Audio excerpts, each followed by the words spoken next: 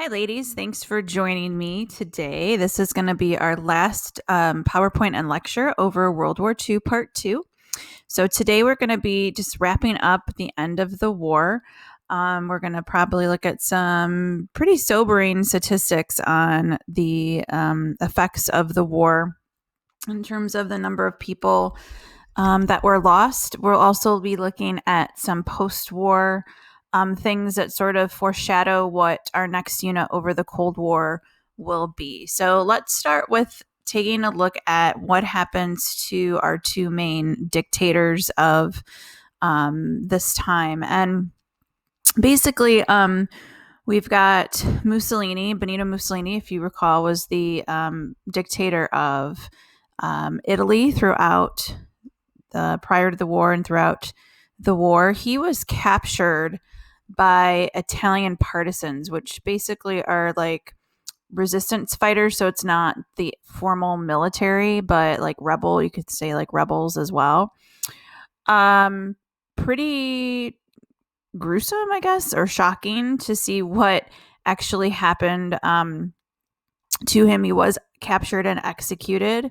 And in order to show that he was taken out of power, his body was taken to Milan, Italy, and hung upside down for public viewing. So that was to show Italy and also the rest of the world that he was dead and not in power any longer.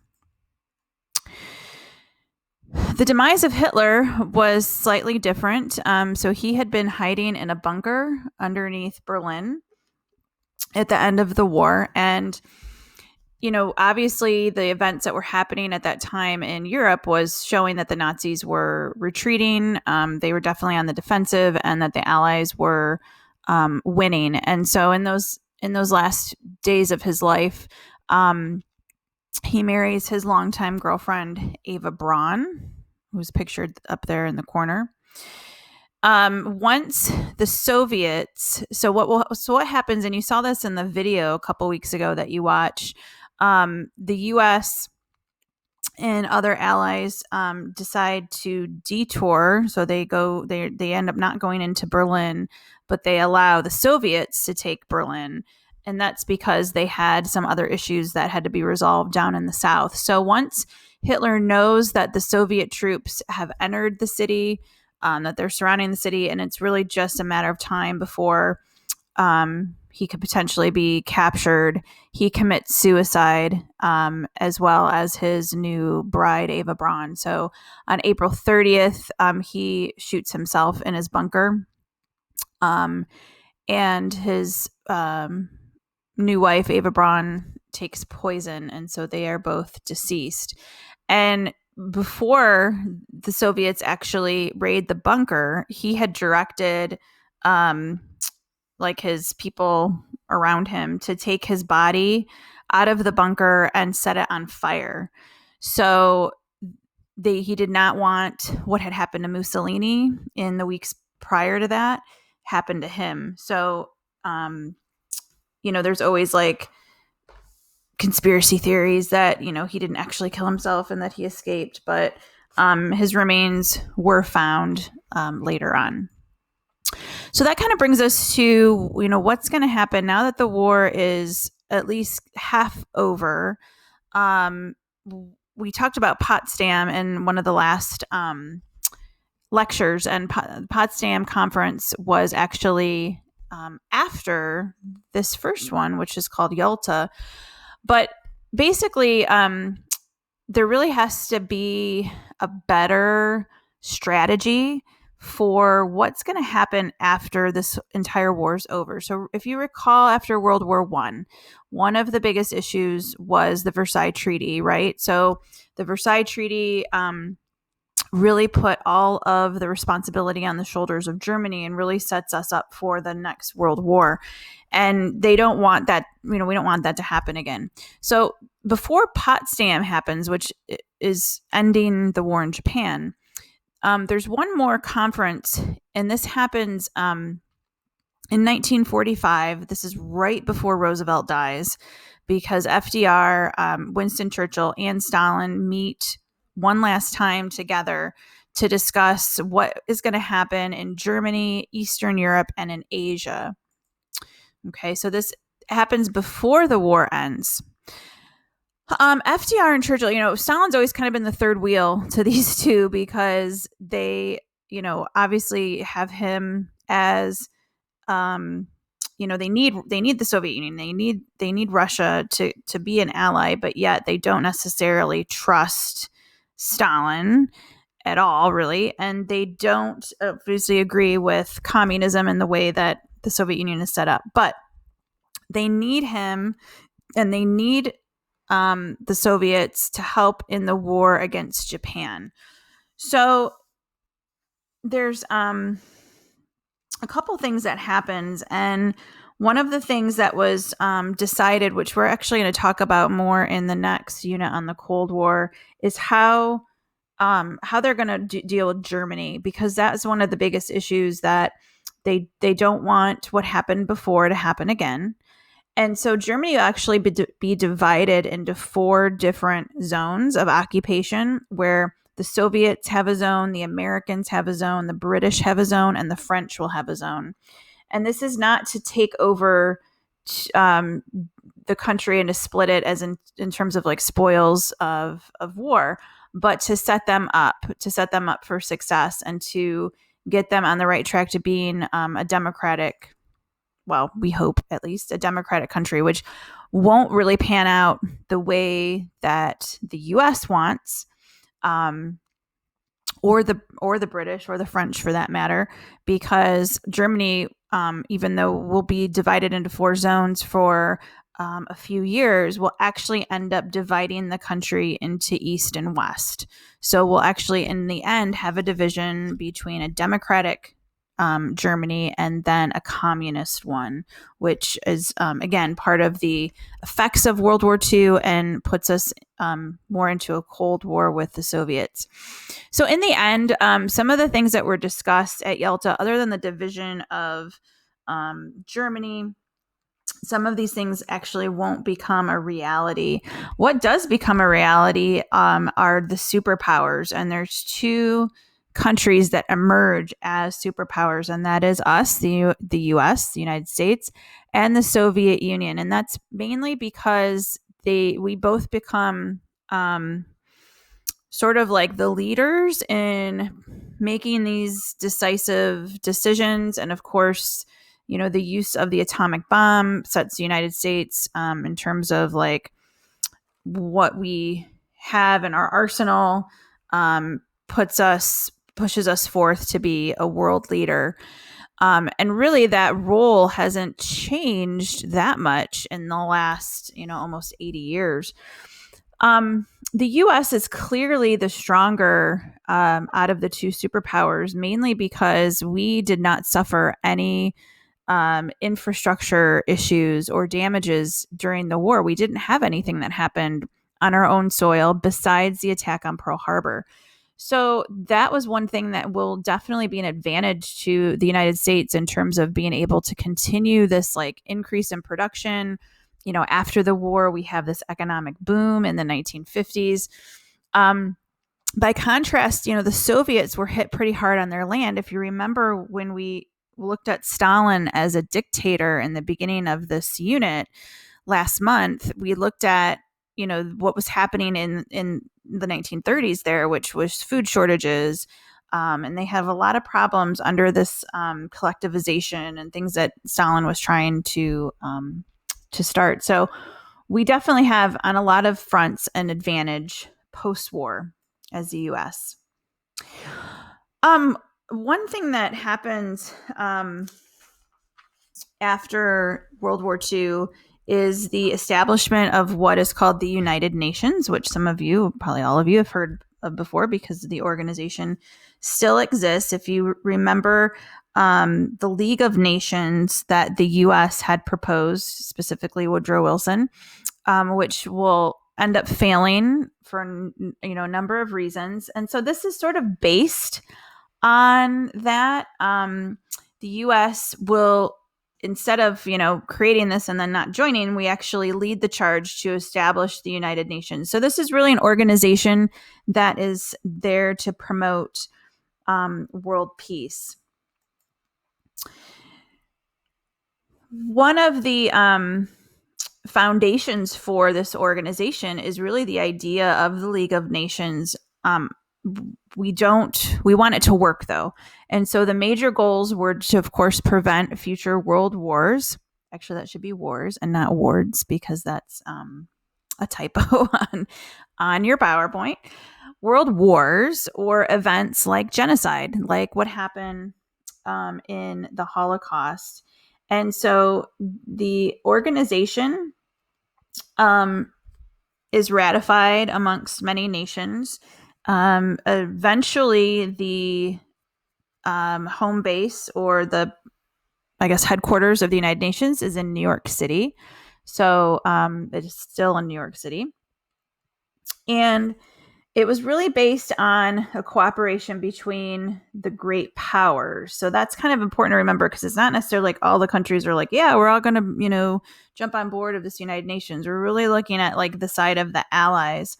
And there is a council that's set up in the United Nations right away. And it ends up being, of course, the most powerful arm of the UN. And it's really still is. It's called the Security Council.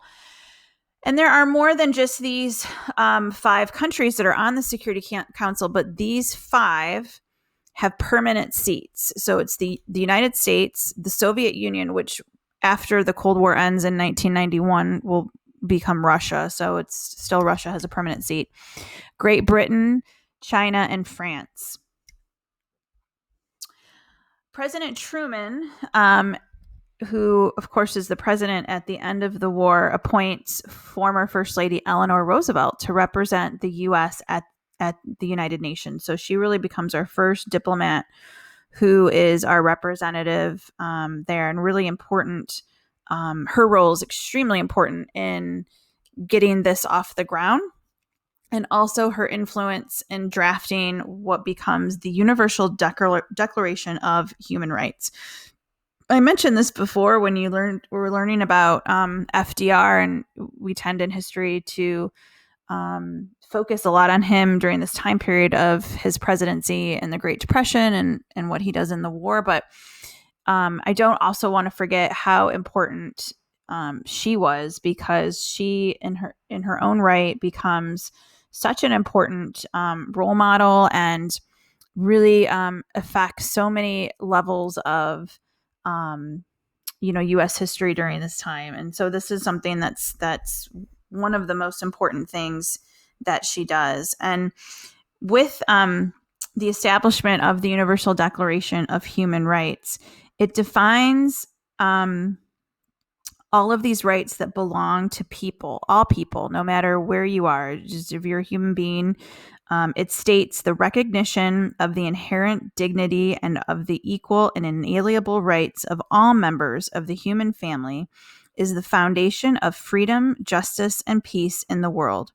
All human beings are born free and equal in dignity and rights. They are endowed with reason and conscience and should act toward one another in a spirit of brotherhood. So the Declaration goes on to condemn slavery and torture. It upholds the freedom of speech and religion and affirms that everyone has the right to a standard of living adequate for the health and well-being of himself and his family. And, it sets a lot of like lofty goals. These are pretty lofty goals that in some ways become hard to enforce at a world level. So, some of these things kind of sound familiar to us being here in the U.S., part of our Declaration of Independence and the Constitution. And there's other laws that have been passed over the years that uphold some of these things. But, human rights is still an issue in current day. And so in some countries where, especially women and children, we looked at, women earlier in the school year about how in some places, women don't have the same rights. And so this becomes, really important goals, but still at some levels, things that we are fighting for today. The UN really becomes an important and instrumental role throughout the last, 70 some years, in terms of what they have accomplished and what they have done. Later on, the UN will set up a refugee agency, which is still used today, that helps those that are displaced by war. It provides food and other aid to areas of the world that need it. So, a very important organization there. Lastly, I want to look at the Nuremberg trials. So, you may have learned a little bit about this last year in world history, but these are war trials of war crimes. And so, in an effort to create a better world, the Allies did not want to forget to punish those that had caused so much death and destruction. During the war, the Axis powers had repeatedly violated the Geneva Convention, which I'm going to talk about here in a moment. And so the Allies will try more than 1,000 Japanese citizens for committing atrocity in China, Korea, and Southeast Asia, and brutally mistreating prisoners of war. Hundreds were condemned to death, including Prime Minister Hideki Tojo, who's kind of like the guy that started this like militaristic version of Japan. So Americans were really invested in watching, some of these, at least some of this was recorded and some of this was shown across the U.S. and, of course, reported in newspapers across the country. So we're really closely watching the Nuremberg trials. And, of course, we're also prosecuting Nazis for war crimes. Most of the defendants said, hey, we were just following orders. Like, this wasn't our idea, right? We're just doing what we're told. And it didn't really sit well with most people. So I have a quote here from Robert Jackson, who was the American prosecutor, and he pointed out the importance of holding these former Nazi officials responsible for their actions. He says, no half century ever witnessed slaughter on such a scale, such cruelties and inhumanities. If we cannot eliminate the causes and prevent the repetition of these barbaric events, it is not an irresponsible prophecy to say that this 20th century may yet succeed in bringing the doom of civilization. And so the trials really turn a spotlight on the horrific atrocities that specifically the Nazis had committed, and really the evilness of what is the Third Reich. So there were, key Nazi leaders that were punished, and punishments range from long prison terms and, of course, to executions. Some of the Nazis were hanged. The evidence that were presented at the trials increased world support for the establishment of Israel. So one thing I did not mention, a part of the UN was helping to establish the state of Israel in the Middle East, which becomes like a refugee or supposed to be a safe area for Jews, for their Jewish homeland. What's really interesting and I think really fascinating, and maybe some of you have watched some of these shows that have been on over the years, but even as recently as, a few years ago, the prosecution of people that violate human rights, specifically Nazis that were involved in the Holocaust, still happen. And even though most of these men are in their 90s, it is not something that expires. So in the following decades, Allies authorities and also Israeli authorities have captured and tried Nazis, including Adolf Eichmann, who was the leading architect of the final solution, which is like what the Holocaust becomes. Also, Klaus Barbie, who was a Gestapo officer convicted of torturing and murdering Jews and resistance fighters in Lyon, France. So this, these trials that have happened even over the last like 50 years keeps this part of history alive. And it's such an important reminder that, this did happen and that we want, of course, to prevent this from happening again. The Geneva Convention, which I mentioned before, is a series of conventions actually started in 1906 in Switzerland. And you may have heard of The Hague, which is sort of like the headquarters in Geneva, Switzerland, where many those that are convicted of, or I should say, put on trial for war crimes and are convicted, they have the trials there. Still to this day, that's where that occurs. So the Geneva Convention is an international agreement which countries agreed on treating wounded soldiers and prisoners of war in a humane manner. And I know it's kind of weird to say that there are like rules for war, but the Geneva Convention sets those rules for war. And Germany signed the second convention in 1929. So this becomes like the bedrock of the Nuremberg trials, saying that Germany, as Nazis, had violated the Geneva Convention time and time again.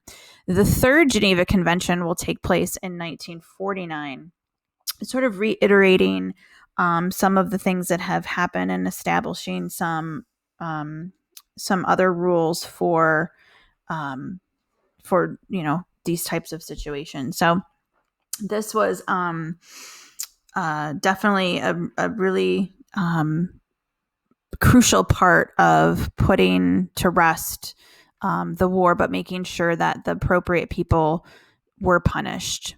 There was actually, kind of going back real quick to the Nazis are still prosecuted in modern day. There was actually a case probably about 2 or 3 years ago where a man, he was called the Accountant. He was known as some of the Holocaust survivors he had the nickname of the Accountant.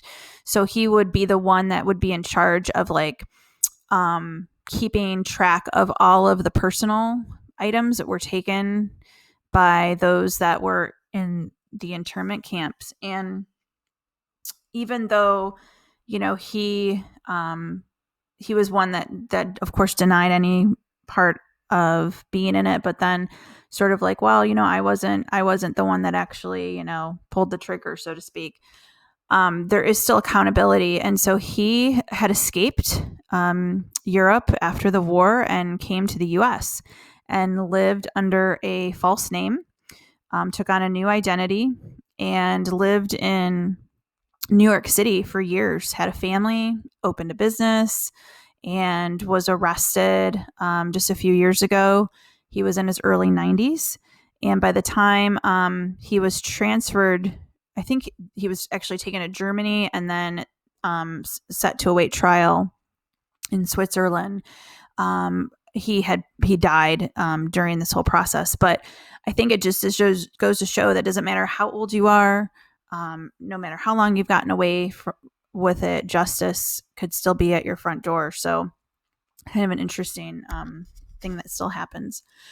So just to kind of wrap it up, looking at some of these sobering statistics, when we look at the amount of deaths across the world, and military is in red and civilians are in orange. And so you see that there were way more civilian deaths than military. And that's, a really sad fact of World War II. And part of that is, of course, the war in and of itself and the battles that take place across Europe and other parts of the world, but also including the Holocaust. So 58% of the deaths are civilian.